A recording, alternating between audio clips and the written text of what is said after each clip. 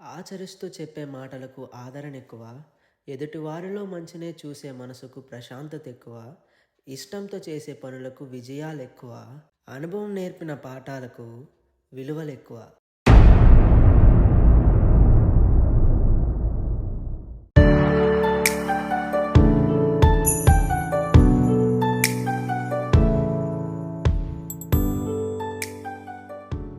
Daddy మీతో మాట్లాడాలి. చెప్పురా. నేను సూపర్ మార్కెట్లో జాబ్ చేద్దాం అనుకుంటున్నాను. నిన్ను కానీ అమ్మను కానీ ఏ రోజైనా బాగా చూసుకోలేకపోయానురా, కానీ ఈ రోజు నాకు హెల్ప్ చేస్తా అంటున్నావు నువ్వు. ఏమైంది డాడీ?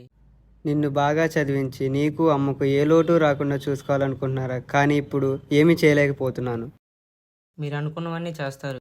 సడన్గా మీ జాబ్ పోవటం వల్లే కదా ఈ ప్రాబ్లమ్స్ అన్నీ. కొద్ది రోజులు కష్టంగానే ఉంటుందిరా నాన్న, నేను జాబ్లో జాయిన్ అయ్యాక అంతా సర్దుకుపోతుందిలే. సరే నాన్న. ఎరా, నువ్వు బాగా చదువుకొని జీవితంలో స్థిరపడితే చూడాలని ఉందిరా నాకు.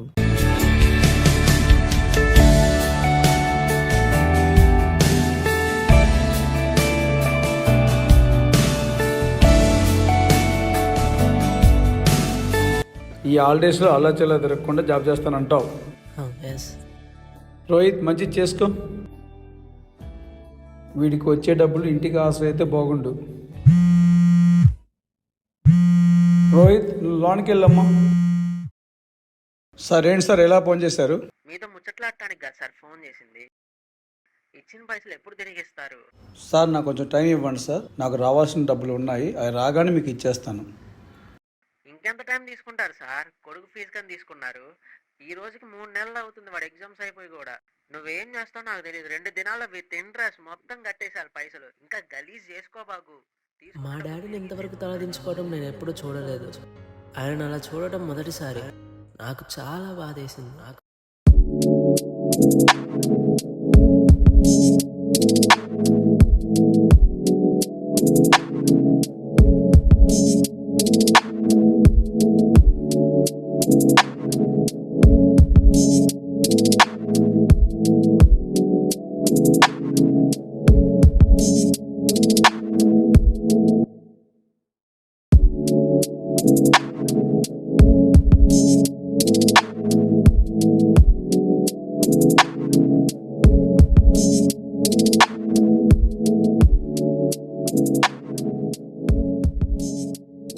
అరే రోహిత్, రిజల్ట్ వచ్చినాయంటరా.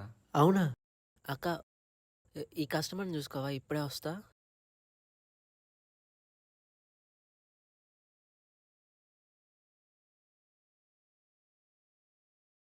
అరే రండ్రా. రాండ్రా.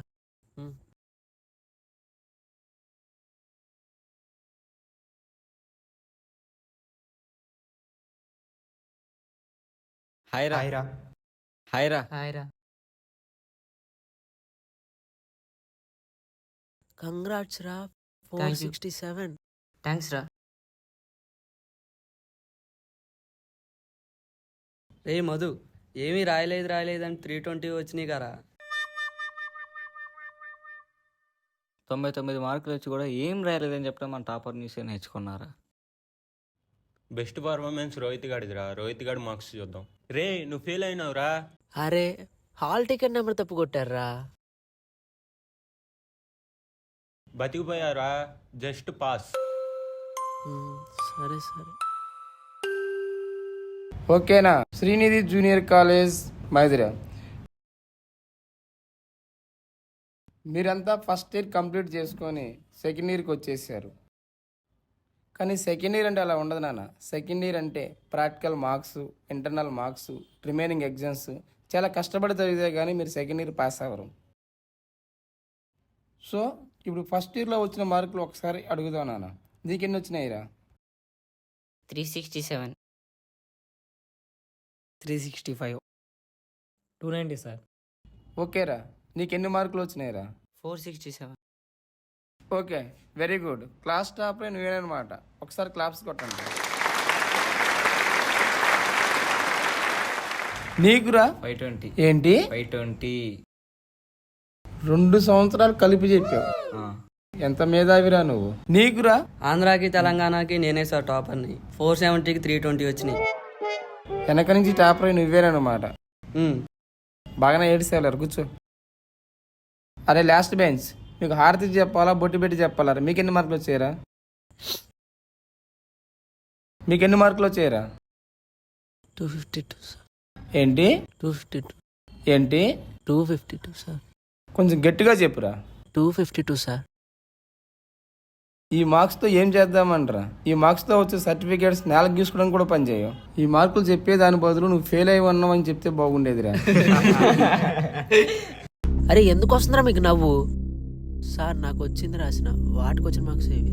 ఎప్పుడు వచ్చావనే కాలేజీకి? ఫుల్గా ఎంజాయ్ చేయటం, చదవకుండా ఉండటం. ప్రాబ్లం ఏంటి సార్? ఎందుకు తిడుతున్నారు? ఏమైంది ఇప్పుడు?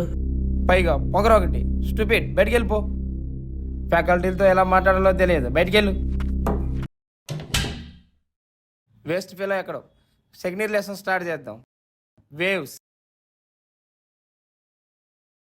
రోహిత్ ఒకసారి ఇలా రామ్మా. మార్క్స్ ఏంటి, ఎలా తెచ్చుకున్నావు ఏంటి? నాకు వచ్చిన మార్క్స్ అయితే అవే. నేను కాపీ అయితే కొట్టలేదు డాడీ, నాకు వచ్చినాయి అవి. ఏ మార్క్స్ ఏంటి, ఎలా తెచ్చుకున్నావు? రోహిత్, మన కాలనీలో చంటిగారు అమ్మాయికి చూడు, 470కి 465 మార్క్స్ వచ్చాయి. కనీసం ఈసారైనా ఇంప్రూవ్మెంట్లో ఆ మార్క్స్ తెచ్చుకోవడానికి ట్రై చేయి. నన్ను 2 నిమిషాలు ఫ్రీగా వదిలేండి ప్లీజ్. మాట్లాడుతుంటే వెళ్ళిపోతున్నావు ఏంటి, ఇలా రా. చెప్పండి. నీతో కొద్దిసేపు మాట్లాడాలి, ఉండమ్మా ఇక్కడ. ఏంటి రోహిత్ బాధపడుతున్నాను? నీ మంచి కోసం చెప్పేది. ఆ టెన్షన్ పడకు. ఈసారైనా మంచి మార్కులు తెచ్చుకోవడానికి ప్రయత్నం చేయి.